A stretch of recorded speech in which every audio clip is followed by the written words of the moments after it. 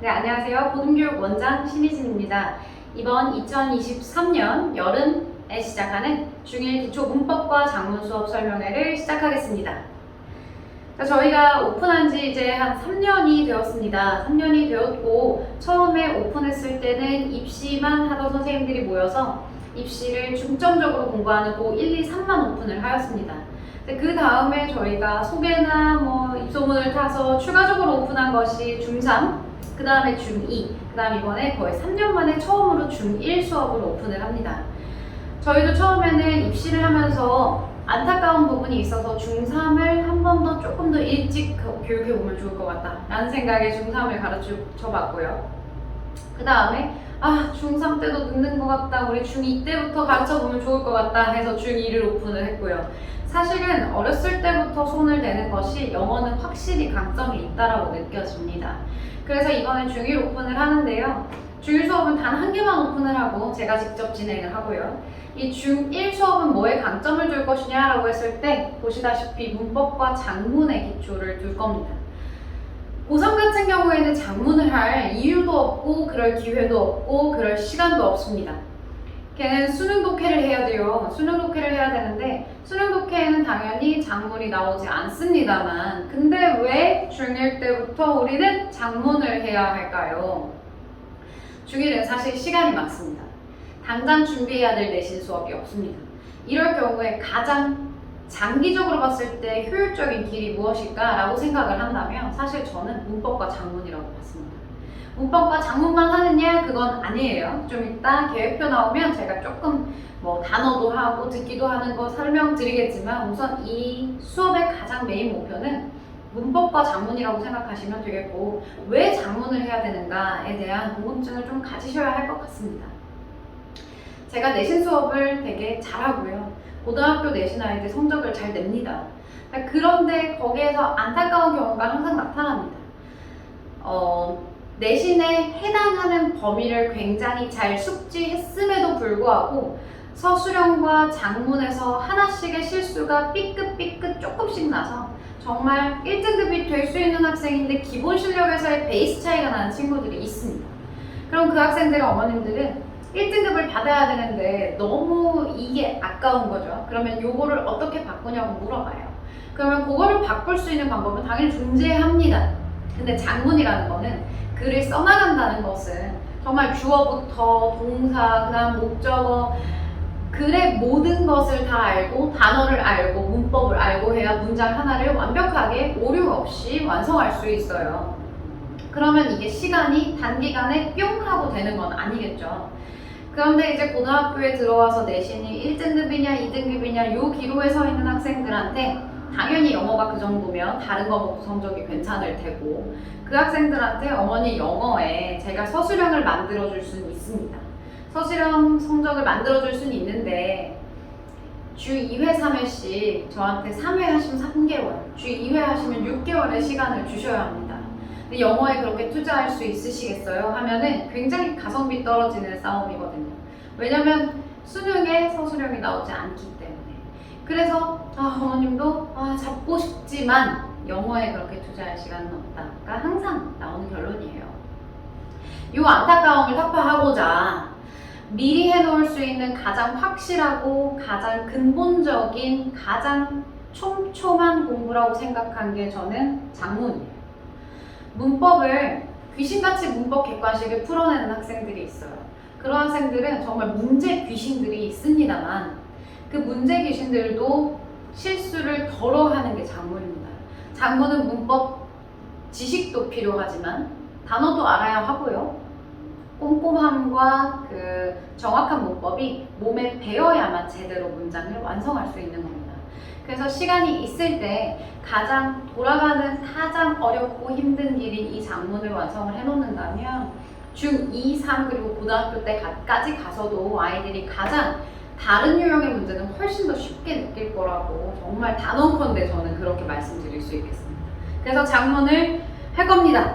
네, 근데 왜 중학생 때 시작해야 하는가? 방금 말씀드렸다시피 영어는 사실 지금 수능이 절대평가가 되어 있는 상황이고 영어가 영어에 많은 시간을 할애하기가 굉장히 힘듭니다. 그 이유는 뭐냐면요. 영어를 고등학교 때 영어의 비중을 많이 두지 않는 학생들이 많은 이유는 공부를 잘하는 학생들일수록 영어는 조금 땡겨놓는 그런 상황이 많이 있기 때문이에요. 중학교 때부터 단어부터 시작해서요. 문법과 작문 같은 경우에는 아이들이 수학이나 아니면 국어 비문학이나 아니면 탐구를 접근할 때만큼의 많은 응용력을 필요로 하는 공부는 아닙니다. 훈련과 꼼꼼함이 필요한 공부이기 때문에 사실 조금 더 당겨서 어렸을 때 진행할 수 있는 수업이에요. 그래서 영어를 중학교 때 작문으로 시작해서 문법을 해놓고 단어를 미리 땡겨놓는다면 고등학교 때 타과목 공부할 시간에 굉장히 여유를 가질 수 있을 겁니다. 그래서 중학교 때 미리미리 시작하는 것이 좋겠다. 자, 그러면 이거 저희 교재예요. 교재 어떻게 생겼는지 좀 보여드리려고 제가 복사해서 트레이닝 4를 가져왔어요. 이거 첫 번째 시간에 진행할 건데요. 자, 전치사 뒤에 명사 나오는 거는 우리 고등학교 때도 배우는 개념입니다. 가장 기본적인 개념 중에 하나예요. 자, 이 개념을 배워요. 배우고 나서 항상 트레이닝에 목표가 있습니다. 그러니까 우리는 한 시간에 트레이닝 거의 5개, 첫 번째 시간에 5개, 그 다음에 2개 정도 하는 날도 있어요. 왜냐면 큰 덩어리의 문법이 나올 때는 2개 정도 할 건데 목표가 있습니다. 목표는 항상 문법이 목표가 될 거예요. 이 문법 내용을 내가 숙지하고 이거를 어떻게 적용시킬 수 있느냐가 문제가 될 거예요. 우선 예문 나와 있습니다. 자, 예문에서 우리는 이 문장이 삼형식이라는 걸 알 거고요.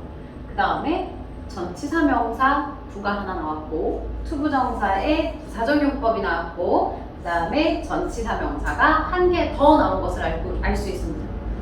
삼형식인데요. 기본적으로 4단어밖에 안 되는 메인 센텐스에 부사가 끊임없이 추가될 수 있다는 것을 배우는 챕터입니다. 그거에 이제 예문을 본 다음에요. 그 다음에 조건에 맞춰서 문장을 써볼 거예요. 문장을 쓴 다음에 우리는 나중에 배열하는 것도 해볼 거예요. 배열은 가장 기본적으로 고등학교 때 출제되는 내신에서 떠먹여주는 서술형 문제입니다. 쉬운 유형이라는 거죠. 그 다음 우리는 문장 통암기를 해서 테스트를 볼 거예요. 아무래도 문장을 전체 암기해서 문장으로 시험 보는 것과 단어로 시험 보는 거랑은 좀 다릅니다. 전치사 뒤에 명사가 오는 걸 알고 있어요. 하지만 문장에서 똑바로 써내려갈 수 있는지 우리는 배운 내용에 대해서 테스트를 볼 거고요. 그 다음에 문장은 그냥 평소문만 있는 것이 아니죠. 감탄문도 있고 부정문도 있고 그 다음 의문문도 있습니다. 그래서 여러 가지 유형을 써볼 겁니다. 그래서 하나의 문법을 배울 때 그냥 전치사 뒤에 명사야 이렇게 오는 게 아니라 전치사 뒤에 명사라는 것을 우리가 자유자재로 써볼 수 있을 때까지 쌓고 쌓는 수업입니다. 이게 가장 정확하고 오래 걸리는 방법인데 아이들이 정말 이 방대한 양의 수업을 12월 달 정도까지 지금 준비되어 있는 교재는 제가 1000페이지가 넘는 교재를 준비를 해놨어요. 그래서 우선은 트레이닝 30까지 한 달 동안 진행을 하려고 하는데 수업은 학생들의 상황에 따라 조금 진도가 느려질 수 있습니다. 왜냐하면 제가 지금 목표를 굉장히 타이트하게 잡아놨기 때문이에요. 자, 표를 좀 보여드릴게요. 작문만 하는 건 아니죠. 당연히 단어가 들어가야 합니다. 영어에서 가장 우리가 빨리 당겨서 예습을 해놓을 수 있는 부분은 단어입니다. 단어는 매칭 게임이에요. 논리가 필요하지 않습니다. 당연히 깊게 들어가면 라틴어에 뭐 접두사, 접미사 이런 게 있겠지만 우선 매칭 게임이기 때문에 단어는 많이 외울수록 중3 때, 고3 때 것까지 끝내놓는 것이 가장 확실한 방법이고요. 많이 외울수록 좋습니다. 이게 기본적으로 들어가는 단어책을 제가 넣어놨는데 학생들에 따라서 나는 이거 너무 어려워요. 나는 이거 너무 쉬워요. 하면 그 학생들의 상황에 맞게 고려해서 남아서 테스트 보는 건 단어책의 종류와 무관하게 어떤 시험지든 분량에 맞게 줄 수 있기 때문에 이거는 내고가 가능합니다. 여기는 내고가 불가능합니다. 요게 이제 우리가 문법 배우고 작문하는 커리가 될 거고요. 듣기가 있습니다. 듣기도 중학교 때 필수적으로 끝내놔야 되는 부분이라고 생각합니다. 문법과 단어와 독해 이런 것들에 치여서 듣기 할 타이밍을 놓쳤어요. 고등학교 가서 정말 듣기 할 시간 없거든요. 그래서 중1 때부터 조금 더 귀가 말랑말랑할 때부터 수능 듣기를 백지 딕테이션, 백지 받아쓰기를 진행할 겁니다. 길진 않아요. 1, 2번이기 때문에 하는데 한 5분, 10분밖에 안 걸릴 것 같아요. 그래서 10분 정도 하루에서 어쨌든 수능 듣기를 진행한다라고 생각해 놓으시면 되겠고, 이 부분은 이 부분에 해당하는 테스트입니다. 중1 그 수업을 기획하면서 되게 재밌었어요. 되게 기대가 되고, 조금이라도 어렸을 때 아이들을 데려와서 장문을, 라이팅을 완성해 놓는다는 것은 정말 아이들에게 문법을 가장 정확한 방법으로, 가장 어려운 방법으로 완성시킨다는 것이기도 합니다. 근데 이것을 완성했을 때 아이들이 얼마나 읽기에서도 자유로워지는지 이런 부분을 생각한다면 사실 가장 정석적인 접근이 아닐까 싶습니다. 네. 수업은 어렵지만 쉽고 재밌게 진행하도록 하겠습니다. 네, 수업 시간에 뵙겠습니다. 감사합니다.